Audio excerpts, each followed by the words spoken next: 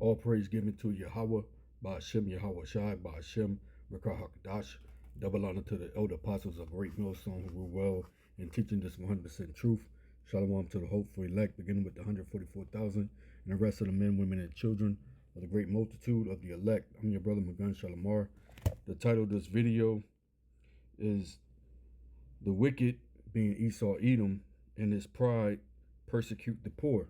So this is showing you that the prophecy that states Babylon the Great, which is America, is falling, and we witness it in our very own eyes today. Every day, this place is falling, it's collapsing. That leg, which was made of clay and mixed with iron, is breaking up, and we're witnessing it, man. The downfall of Babylon. So this is a quick video showing you just that. And Great Millstone been bringing this truth out, starting with the elder apostles to Harrow on down, every day, showing you how Esau Edom is falling out of his rulership. So this is fair use, not for monetary gain, but for educational purpose only. Fair use. Third world conditions in the United States is continuing to grow. There are millions and millions of Americans that are living in places where they do not have adequate housing, they do not have adequate electricity, there's no running water, they do not have access to medical care or grocery stores or transportation. Martin County, Kentucky. Poverty rate is 48% and the water undrinkable. So is the water actually brown? Yeah, I won't drink it. My girlfriend drinks it, but they say it causes cancer. So you're saying like you won't drink the tap water here? No, I won't drink it. It's been going on for 5 years, I'd say. Long time. And the water's like brown when it comes out of the sink, or what? Yeah, when you turn it on, yeah. I got the lights and water cut off. How do you get water? I carry it. We got a spring hole about half a mile. We can bring it in the jug. So how do you shower? In the tubs right there. There is continuing to be a wider and wider divide between the haves and the have-nots, the people who have money and the people who don't have money. Right now, the top 1% own a vast majority of the wealth, while the bottom 50% own only 2.5% of all the wealth in the United States.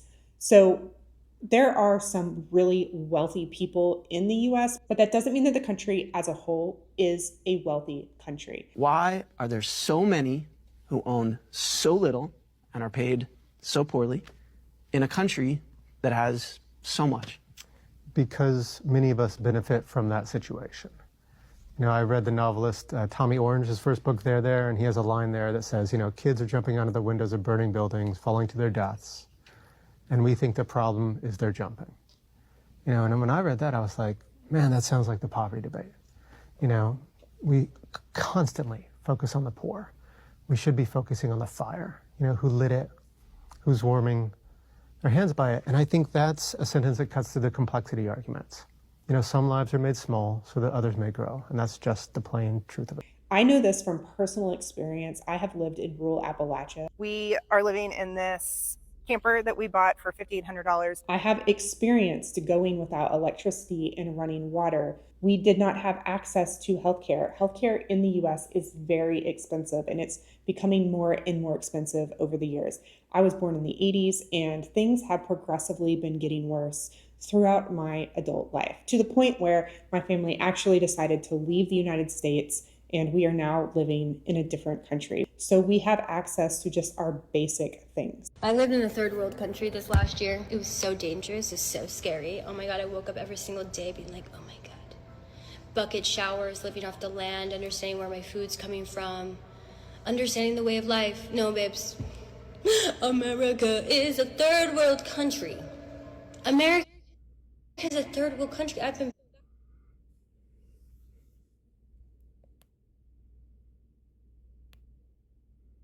So you see, you got the Americans here in Babylon the Great is already calling this place a third world country, but the rich are getting richer and the poor is getting poorer, and they're going to continue on until they collapse this economy to bring in the digital programming they're going to have, you know, which is going to lead up to be the RFID chip. You know, that's what it's all going to lead up, becoming an RFID chip. And that's the mark of the beast. This is the book of Isaiah, chapter 14. We're going to start at verse 4. It says, that thou shalt take up this proverb against the king of Babylon and say, how hath the oppressor ceased? That golden city ceased. And we know that Babylon is talking about America today, and the king of Babylon is the president, and we believe that's going to be Nero, Donald Trump. That's going to bring in the MOTB while he's in office. He's going to collapse this place, and a place called America, and the whole entire world, you know, going to take this chip. Only the elect is not going to take it. And America is going to be destroyed and become a lake of fire. It's going to burn for a long period of time. And once the fire die down, it's going to become a desert. Only desert animals are going to live here. And Israel is going to be destroyed as well. But Israel is going to be built up once Yahweh Shai set up his kingdom.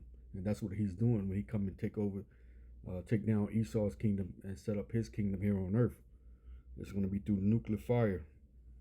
Both places are going to be burned.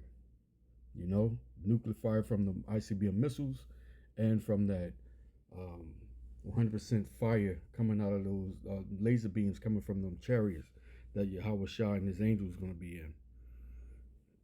It says, verse 5, Yahweh hath broken the staff of the wicked and the scepters of this ruler. So let's go. So it says, the Lord, it says Yahweh, right? Shabar is broken. Matah is the staff. Is Rasha Ayim is the wicked. You know, so he's broken the staff of the wicked, right? Shabbat is the scepter. Mashalayim is the rulers. He's broken the staff of the wicked and the scepter of the rulers. You see? So that's what Yahweh Shai is going to do to this devil, man, to his kingdom. Verse 6, it says, he who smote the people in wrath with a continual stroke, he that ruled the nations in anger is persecuted and none hindereth. Yeah, because once Yahweh Shai get a hold to this devil, man, once he come down with all of his angels and they destroy Esau's kingdom, nothing's going to stop him, man. Once that judgment goes out, is no more, is no mercy. The Lord ain't having no mercy on Esau. He going right into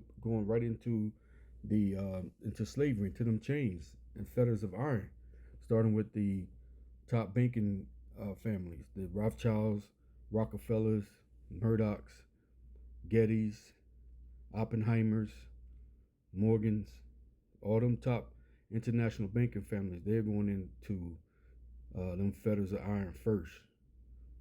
Hardcore slavery. Okay, it says, verse 7, the whole earth is at rest and is quiet. They break forth into singing. Yeah, because we're going to be, through default, the Israelites going to be in rulership. Because it's coming from Yahweh Ba'ashem Yahweh Shai. He was promised from Yahweh that he's going to make his enemies his footstool, and he's going to have dominion on this earth, set up his kingdom. And by default, we've been Israelite, the so-called blacks, Negro, Latino, Native American Indians. We're going to be ruling. We're going to be rulers. We're going to be kings, ruling over these devils, man, and the rest of these nations. All of them going into slavery. This is Revelation chapter 11, verse 18. It says, and the nations were angry, and thy wrath is come, and the time of the dead, that they should be judged, and that thou shouldest give reward unto the servants of the prophets, the prophets, and to the saints, and them that fear the name, small and great, and shouldest destroy them that destroyed the earth. And all that's going to take place when Yahweh Shai comes, because in 1 hour he's going to destroy this place, man. In 1 hour. He's going to destroy it. And he's coming with an award for the elect. He's coming with that reward. And everyone, all the nations going to be judged, man. They going into slavery. And nothing going to stop that. And we going to take back the kingdom. Esau ain't going to give this kingdom up. He's the wicked. The earth is giving it to his hands. He's not going to freely give it up. Reparations, he don't even want to give you 40 acres and a mule, let alone give you back all the riches and golds that he's holding, for us. He's not going to give that up. We're going to have to take it. And we're going to take it when Yahweh Shai returns. That's how we're going to take it. We can't do it ourselves. We can't fight against Esau. Esau was blessed with the sword. But when Yahweh Shai shows up on the scene, and Yahweh bless those them ICBM missiles that's going to come over and destroy this place called America, we're going to get back the kingdom on this earth. We're going to rule, be righteous rulers on this earth. So the whole earth is going to break out singing.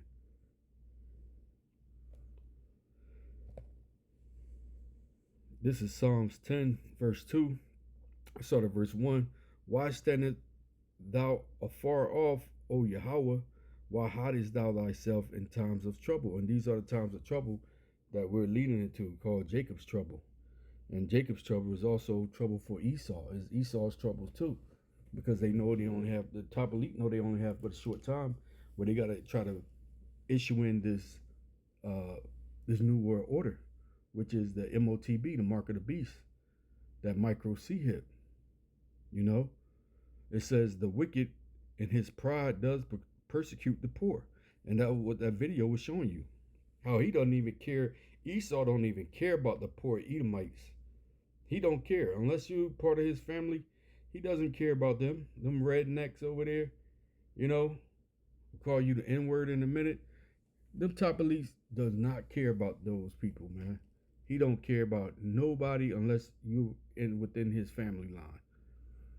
It said, let them be taken in the devices that they have imagined. And the devices they imagine is that whole beast system. This whole system is set up for the small hats. And when they once they issue that RFID chip and becomes mandatory, and they thinking they about to fill their belly, the Lord is going to step in, and he's going to destroy them. The World War III is going to destroy America and Israel, and Esau's kingdom is going to be brought down in 1 hour by Yahweh Shai. Let's get Revelation 18, verse 10. Standing afar off for the fear of her torment, saying, at last, the great city Babylon, that mighty city, for in 1 hour is thy judgment come.